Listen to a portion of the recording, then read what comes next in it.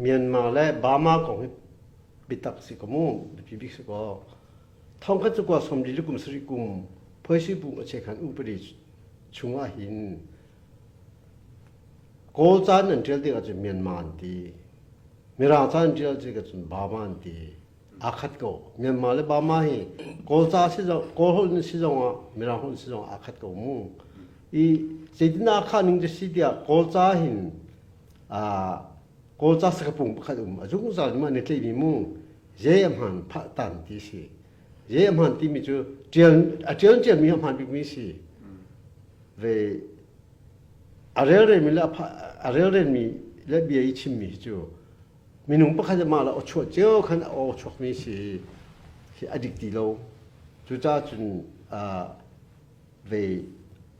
เมียนมาที่มีข้าโกนี่อาเบียจานันเรลดิกาเมียนมาบามาที่นั่นเรลมูจูจ้าจุนเบียวสกาเล่จีสกาสกูเมียนมาจูจีสกาสีบามาจูเบียวสกาสีจูห้องมันนั่นโคโลอีจูตุกชิมีเยี่ยมหันพัตันที่มีจูวันจูอัตลีอีตัวหินกันรำโจจานิหินเบตัวขวาเบอุบริกางานจูนี่ก็เทกับพงโลสินั้นตัวลอบบี้บันตุกโปรปันดาตัวบันตัวมีจูเมียนมาจูแต่อินทาเวียเทคนิคเทอรีที่ขึ้นเป็นอันชั่วแต่บางมาที่มีจานมาโกลอสิที่ขึ้นอันชั่วแต่โอ้มันเช่นเราก็ชินเราโอ้มันนี่เมียนมาอินกันมีพูนอาเทลที่กันเล็กขันรุ่มเราไปโอ้มันไปโลอินที่เวียอันมาระกับโจซานี่มาค่ะอันตัวอันเดียวนี่ค่ะสิโกวีเจ้าจะมาจากชัดโลกก็เดียวจนเมียนมาที่มีจูท้องคัดแต่กุมสมริกุมลิกุมอันนอร์ทัชันเหลียวอินเมียนมาที่มีจะอันมากรมีรองเทคโซแรงมันนี่เตียงเมียนมาจะกอลข้อสอบมูจูประมาณลายมีกันสิโลลายมีที่เมียนมากันสิบันโลอันนอร์ทัชันทันอินลายมีเล่กอลที่กันกุยจังเอดีท้องคัดท้องกุมจะซื้อกุมสมงาสองอินชินที่พี่จังกอลที่คัดโตอีกุมจะซื้อกุมสมงาไอเดียวิชินเดียจังมีจูก็ช่วงมีจุดวิลองสิท่องคัดเตกุมสมเลกุมลีอันนอร์ทัชันช่วงมีสิมั้งจูอันนอร์ทัชันนี่ตุเตียงเมียนมาที่เอกสิกเอาไว้ตุเลี้ยวเห็นกันมานี่หลังจุมีนี่เมียนมาที่มีกันมีพุ่นมินสีเดียกันลักเสียจุนขี้ตะมังเมียนมาค่ะ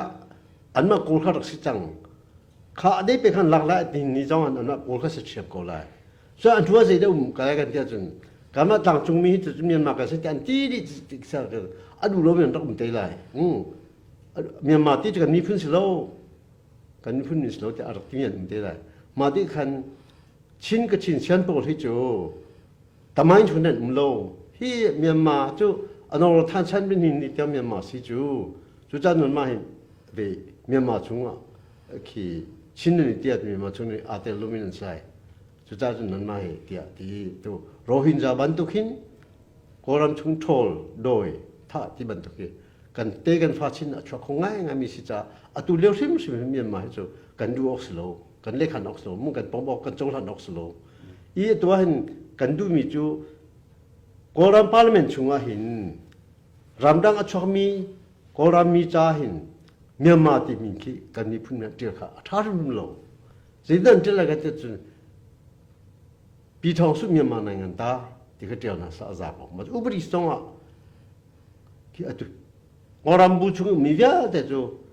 กอรัมมีกันสิดีกอรัมมีมูกอมีกันสิโลกอรัมมีจุกันสินะจูจัง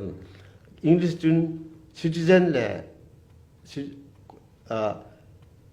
จุนอัฟบามาซิติเซนกันสิมูมีราหูจุนก็จุนปีทองสุมีมาในงานตากันสิมูเอกค่ะနိုင်ငံသားတိမိလေမြန်မာတိမိကြအဒန်တုမြန်မာခချုကန်မခချင်းစမီဇောကမြန်မာကန်တီ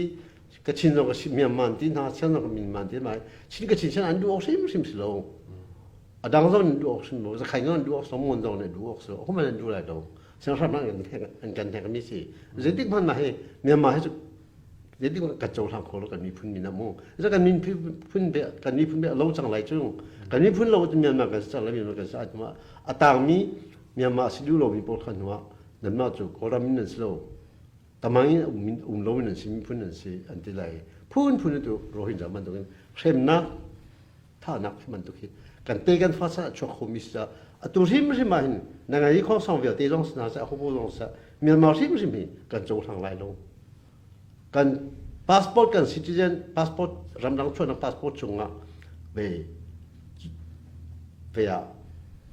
citizen of Union of Burma ti kan terpek na sa bi thong su Myanmar nang ta tin kan terpek kon sa America dong kan tu hi American passport chunga khin ya until diga citizen of United States of America anti American dong ti until lo mu chuan tu chun America dong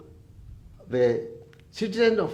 United States of America ti a si kho achun kan ma dong a ubri chu jiami chu citizen of Union of Burma ti Myanmar ti mi chu a so sim mi si ma ka parliament tu ni passport chunga hin je ting hana be ya Myanmar ti jel ha sa citizen of Union of Burma ti itial set di kha parliament ni ma kha tu kha ngai mi si ma ti long kan ret la chu kan mi phun kha an kan do ban kan do di chang lai sip za ma chu Myanmar ti mi tu a rungan ti ban tu kin an thai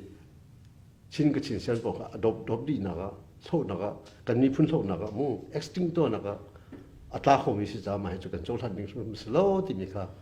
ka chim du mi si